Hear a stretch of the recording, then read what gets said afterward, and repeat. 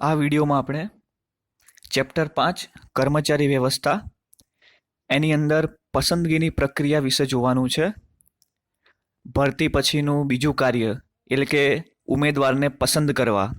તો એ જે ઉમેદવારને જે પસંદ કરવાની પ્રક્રિયા છે એને આપણે સરળતાથી સિક્વન્સમાં સમજીશું. તો શરૂઆત કરીએ.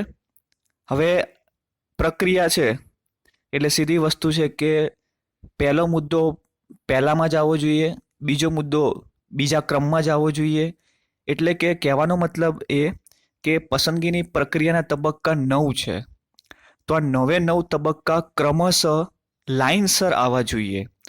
તો એના માટે એને સરળતાથી યાદ રાખવા માટે એક અહીંયા સૂત્ર બનાવેલું છે, જે છે આ અરજી કસોટીમાં રૂકા પ્રાંતનું એકમ પરિચય, જેની મદદથી તમે આસાનીથી પસંદગીની પ્રક્રિયા સ્ટેપ બાય સ્ટેપ એકદમ સિક્વન્સમાં યાદ રાખી શકશો. બોર્ડની એક્ઝામની અંદર 5 માર્કની અંદર આ પ્રશ્ન પૂછાતો હોય છે, પસંદગીની પ્રક્રિયા વિગતવાર સમજાવો. તો ત્યાં આગળ ક્રમશઃ પસંદગીની પ્રક્રિયા સમજાવવાની રહે છે. તો શરૂઆત કરીએ. પહેલા શોર્ટકટને સમજી લઈએ. તો આ એટલે શું? તો આવકાર અને પ્રાથમિક મુલાકાત. પછી અરજી. તો અરજી એટલે શું? તો અરજી પત્રક સ્વીકારવાનું અને ચકાસણી કરવાનું. પછી કસોટી. તો ત્રીજા નંબરના સ્ટેપમાં જરૂરી કસોટીઓ લેવી. ત્યારબાદ છે રૂ. તો રૂ એટલે શું? તો રૂબરૂ મુલાકાત. પછી કા. તો કા એટલે ભૂતકાળની કારકિર્દીની.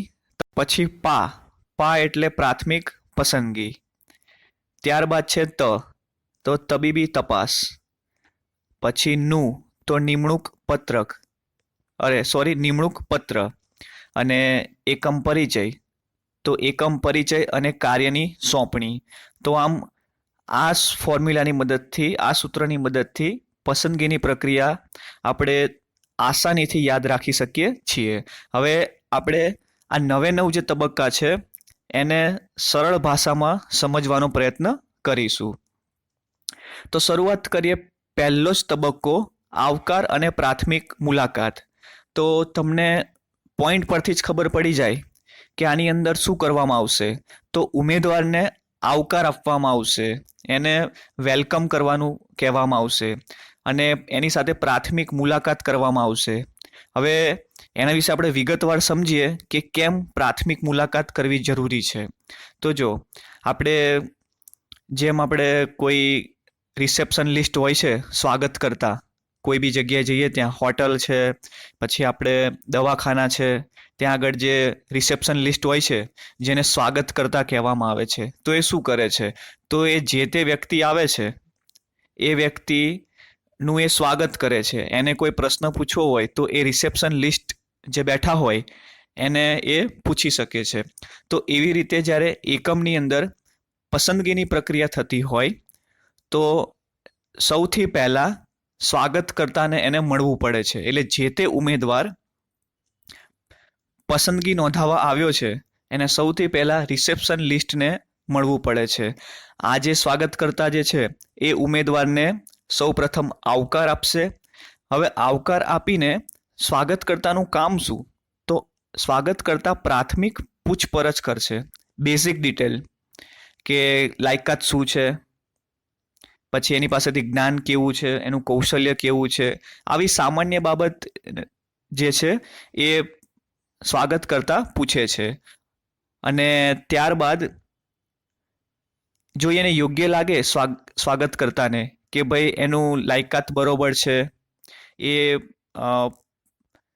એ ઉમેદવાર પસંદ કરવા માટે યોગ્ય છે, જો એવું લાગે તો એ સ્વાગત કરતા પછી ભરતી અધિકારી પાસે મોકલે છે.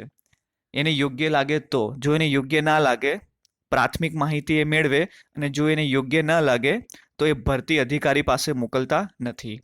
તો હવે શરૂઆતમાં શું થયું હતું? તો રિસેપ્શન લિસ્ટ જે સ્વાગત કરતા હતા એમને ઉમેદવારની પ્રાથમિક પૂછપરછ કરી.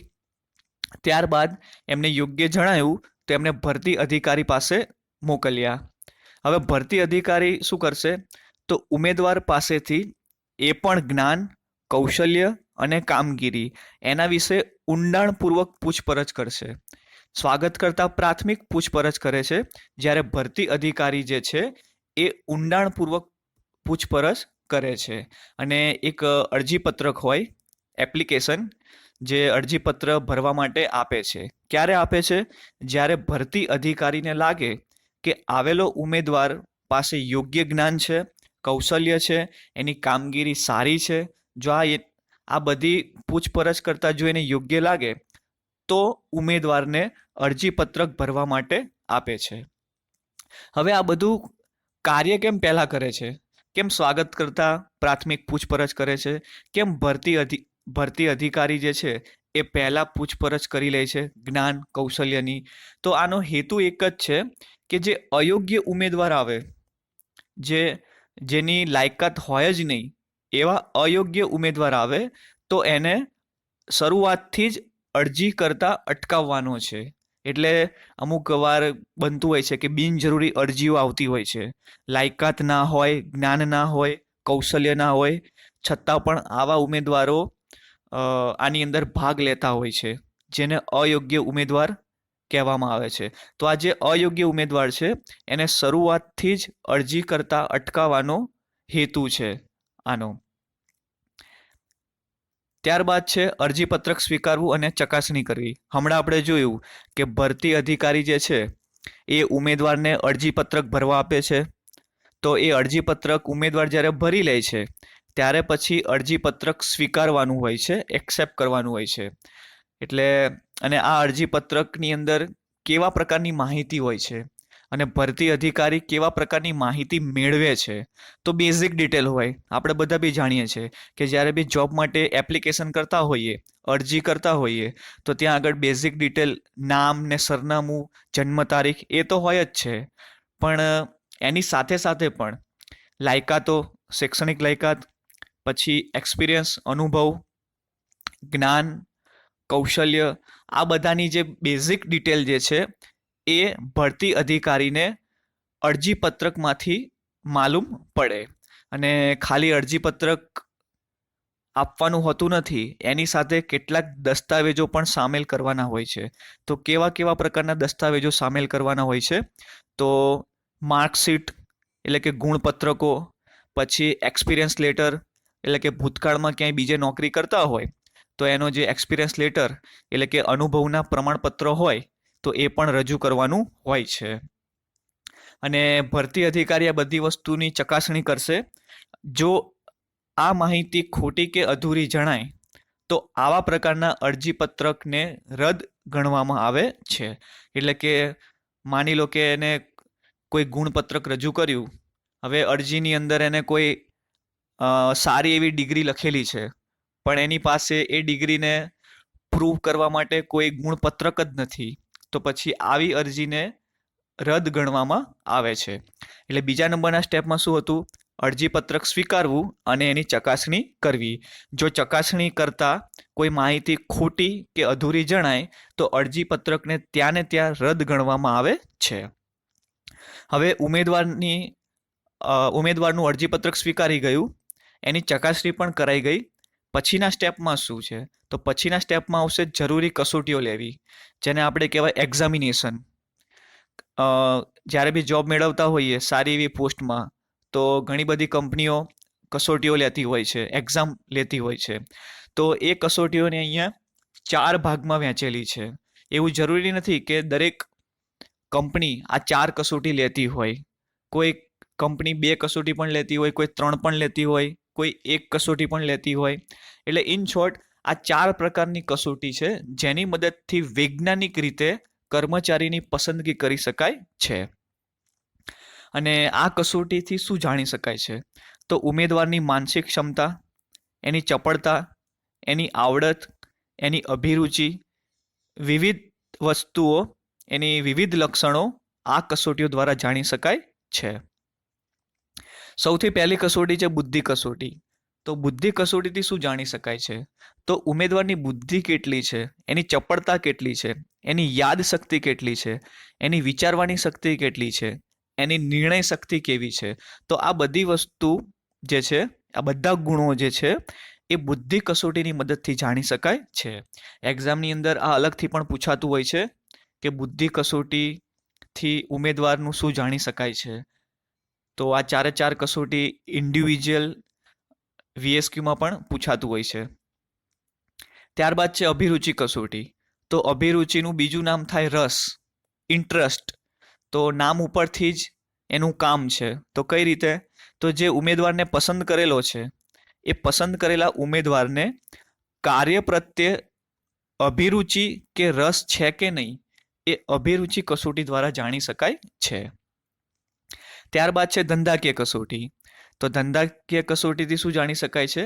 તો ઉમેદવારને જે કાર્ય કરવાનું હોય તે અંગે તેનામાં આવડત છે કે નહીં તે ધંધાકીય કસોટી દ્વારા જાણી શકાય છે.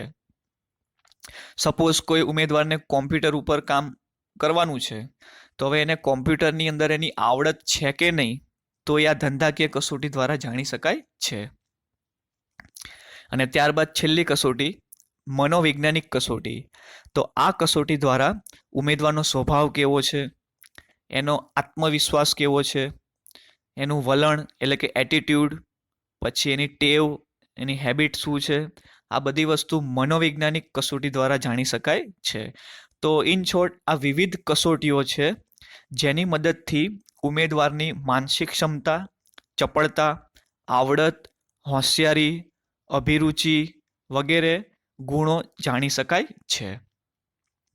ત્યારબાદ છે રૂબરૂ મુલાકાત, એટલે કે એને આપણે ઇન્ટરવ્યૂ પણ કહીએ છીએ. હવે જે આ કસોટીમાંથી પાસ થાય, આ જે કસોટી લેવાય એ કસોટીમાંથી પાસ થાય તો ઉમેદવારને રૂબરૂ મુલાકાત માટે બોલાવવામાં આવે છે. હવે રૂબરૂ મુલાકાતની અંદર એક સિલેક્શન કમિટી હોય જેને પસંદગી સમિતિ કહેવામાં આવે છે. જેનું કામ શું છે? તો જેનું કામ જેણે કસોટી પાસ કરી છે એ એવા ઉમેદવાર જે સફળ થયા છે એવા ઉમેદવારમાંથી અમુક ઉમેદવારને પસંદ કરવાનું કામ એ આ પસંદગી સમિતિ દ્વારા કરવામાં આવે છે. એટલે આને સિલેક્શન કમિટી પણ કહેવામાં આવે છે, જે થોડા ઘણા પ્રશ્નો પૂછે છે અને એનું મૂલ્યાંકન કરે છે. અને મૂલ્યાંકન કરીને જે એમને સેટિસ્ફેક્શન લાગે, જે એમને સંતોષકારક લાગે તો જે તે ઉમેદવારને પસંદ કરવામાં આવે છે. થોડુંક વિગતવાર જોઈએ તો પસંદગી સમિતિની રચના કરવામાં આવે છે હમણાં કીધું એ પ્રમાણે. પછી જે મૂલ્યાંકન થાય એ મૂલ્યાંકન પૂર્વગ્રહ રહિત હોવું જોઈએ. એટલે શું? તો કોઈ પણ પ્રકારનો ભેદભાવ વગર હોવું જોઈએ. એટલે કે અહીંયા લાગવગ, પછી સગાવાદ જેવા જે માધ્યમો કહેવાય એને અહીંયા ધ્યાનમાં લેવા જોઈએ નહીં. એટલે કે કોઈ પણ જાતનો સગાવાદ ના હોવો જોઈએ, કોઈ પણ પ્રકારનો ભેદભાવ ના હોવો જોઈએ. એ વગર આવેલ જે ઉમેદવાર છે એનું મૂલ્યાંકન કરવું જોઈએ. અને આ જે પસંદગીની સમિતિ જે છે, જે આપણે આ કમિટી છે, હવે એમની અંદર સભ્યો કોણ હોય? તો એક તો સંચાલકોના પ્રતિનિધિઓ હોય, ત્યારબાદ વિભાગીય વડા હોય, ખરીદ વિભાગ, વેચાણ વિભાગ, નાણાં વિભાગ વગેરે વિભાગના, અને મુખ્ય કર્મચારી વિભાગના વડા હોય. અને આ બધા ભેગા થઈને પસંદગી સમિતિ બને. પછી આ સમિતિ જે છે એ ઉમેદવારને કાર્ય અનુસાર પ્રશ્ન પૂછશે. જે કામ કરવાનું થાય છે, જે કામ એને સોંપવાનું છે એ કાર્ય અનુસાર એને પ્રશ્ન પૂછવામાં આવે છે. અને એક વસ્તુ અહીંયા ધ્યાનમાં રાખવાની કે આ જે પસંદગી સમિતિ છે એ એવા પ્રશ્નો નહીં પૂછી શકે કે જે એની કાર્યની બહારના છે. એટલે કે જ્યારે પણ આ પસંદગી સમિતિ પ્રશ્નો પૂછતી હોય ત્યારે વિષયાંતર ન થાય તે ખાસ ધ્યાનમાં રાખવામાં આવે છે. એટલે કે જે ટોપિકમાં વાત કરવાની છે, જે ટોપિક વિશે વાત કરવાની છે એ જ ટોપિકના પ્રશ્નો એને પૂછવાના. એ સિવાય બહારના ટોપિકના એટલે કે વિષયાંતર ન થાય તે અહીંયા ખાસ ધ્યાનમાં રાખવામાં આવે છે. અને બની શકે કે આ સમયે રૂબરૂ મુલાકાતની અંદર એને નોકરીની શરતો અને મળવાપાત્ર મહેનતાણું છે એની અંગે પણ સ્પષ્ટતા કરી શકાય છે. ઇન્ટરવ્યૂ પછીનો તબક્કો છે ભૂતકાળની કારકિર્દીની તપાસ. એટલે કે ભૂતકાળમાં જ્યાં પણ ઉમેદવાર નોકરી કરતો હતો તો જ્યાં જ્યાં એણે કામ કરેલું છે તો ત્યાં આગળ એનો શું પોઈન્ટ ઓફ વ્યૂ છે, એની કારકિર્દી ત્યાં આગળ કેવી હતી તેના વિશે પણ તપાસ કરવામાં આવે છે. એટલે ઉમેદવાર ભૂતકાળમાં જ્યાં જ્યાં કામ કર્યું હોય તેવા એકમો પાસેથી ઉમેદવાર અંગેની ખાનગી માહિતી મંગાવવામાં આવે છે અને અરજીપત્રકમાં ઉમેદવારે આપેલ માહિતી સાથે સરખાવીને ચકાસવામાં આવે છે. એટલે સપોઝ આપણે ઉમેદવારે જ્યારે અરજી કરતો હોય તો એણે કીધું હોય કે મેં એબીસી કંપનીની અંદર 10 વર્ષ કામ કર્યું, બરોબર. તો હવે એકમ ચકાસશે કે સાચું બોલે છે કે નહીં. એટલે એકમ ખાનગી રીતે એબીસી નામની કંપનીમાં પૂછપરછ કરશે અને પૂછશે કે ભાઈ આ નામનો ઉમેદવાર તમારી એકમની અંદર 10 વર્ષથી કામ કરતો હતો કે નહીં, એને કેમ નોકરી છોડી, આવી વિવિધ પ્રકારની માહિતી મંગાવવામાં આવે છે. અને જો આ માહિતી મંગાવેલી માહિતી સાચી હશે એટલે એને સરખાવવામાં આવશે કે ઉમેદવારે અરજીપત્રકમાં શું લખ્યું હતું અને એકચ્યુઅલ પરિસ્થિતિ શું છે, એ બંનેને સરખાવવામાં આવે છે. જો માહિતી સાચી હશે તો જ ઉમેદવારને આગળના તબક્કામાં મોકલવામાં આવશે. જો માહિતી સાચી નહીં હોય તો ઉમેદવારને આગળના તબક્કામાં મોકલવામાં આવતો નથી. અને આ જે માહિતી જે છે એ પૂર્વગ્રહથી મુક્ત હોવી જોઈએ. એટલે કે આની અંદર પહેલાની જેમ જ કોઈ પણ પ્રકારની લાગવગ ના હોવી જોઈએ, કોઈ ભ્રષ્ટાચાર ના હોવો જોઈએ, કોઈ સગાવાદ ન હોવો જોઈએ. અને આની અંદર સદગૃહસ્થનો અભિપ્રાય મેળવવામાં આવે છે. તો આ સદગૃહસ્થનો અભિપ્રાય એટલે શું, તો જેને આપણે ઇંગ્લિશમાં રેફરન્સ તરીકે ઓળખીએ છીએ. એટલે કે બાય કોઈકના રેફરન્સથી ગયા હોઈએ તો એ ઉમેદવારને થોડો વધારે વિશ્વાસપાત્ર ગણવામાં આવે છે. એટલે રેફરન્સની અહીંયા પ્રાયોરિટી આપવામાં આવે છે. એટલે રેફરન્સ એક સગાવાદ ના થયો કહેવાય. એને અહીંયા આપણે પૂર્વગ્રહની નજરે નહીં જોવાનો. રેફરન્સ એટલે લાગવગ નથી કરતા. એટલે કે મને રેફરન્સ એટલે એક રીતનું સાક્ષી પણ થાય કે ભાઈ આ વડા જે છે, આ અધિકારી જે છે એ મને ઓળખે છે, મને પ્રત્યક્ષ રીતે પરોક્ષ રીતે ઓળખે છે. તો આ રીતના રેફરન્સની અહીંયા વાત કરવામાં આવેલી છે. તો સદસ્ય ગૃહનો અભિપ્રાય પણ અહીંયા મેળવવામાં આવે છે, જે પસંદગીની પ્રક્રિયામાં મદદરૂપ થાય છે. જો એની કારકિર્દી બરોબર હોય તો એને પ્રાથમિક રીતે પસંદ કરવામાં આવે છે. એટલે શું, તો જો રૂબરૂ મુલાકાત અને ભૂતકાળની કારકિર્દી વિશેની બાબતો હકારાત્મક હોય ઉમેદવારની, તો આ જે પસંદગી સમિતિ જે છે એ પસંદગી સમિતિ ઉમેદવારનું એક લિસ્ટ બનાવશે કે ભાઈ કેટલા ઉમેદવાર રૂબરૂ મુલાકાત અને ભૂતકાળની કારકિર્દીની જે હકારાત્મક બાબતો હતી એમાંથી પાસ આઉટ થયા. આ યાદીમાં જેટલા જરૂર હોય તેના કરતાં વધારે ઉમેદવારની યાદી તૈયાર કરવામાં આવે છે. એટલે કે 100 ઉમેદવારની જરૂર હોય ફોર એક્ઝામ્પલ, તો 120, 130, 140 એ રીતના ઉમેદવારની યાદી તૈયાર કરવામાં આવે છે. એટલે જેટલા જોઈએ એના કરતાં વધારે ઉમેદવારની યાદી તૈયાર કરવામાં આવે છે. ત્યારબાદ છે તબીબી તપાસ. તો તબીબી તપાસનો હેતુ શું છે, તો એનો હેતુ એ છે કે પસંદ કરેલો ઉમેદવારને કોઈ શારીરિક તકલીફ કે ગંભીર માંદગી તો નથી ને, એ જાણવા માટે તબીબી તપાસનો તબક્કો આવે છે. અને એ તબીબી તપાસ માટે ઉમેદવારને નક્કી કરેલા ડૉક્ટર કે હોસ્પિટલમાં જઈને શારીરિક તપાસ કરવી પડે છે.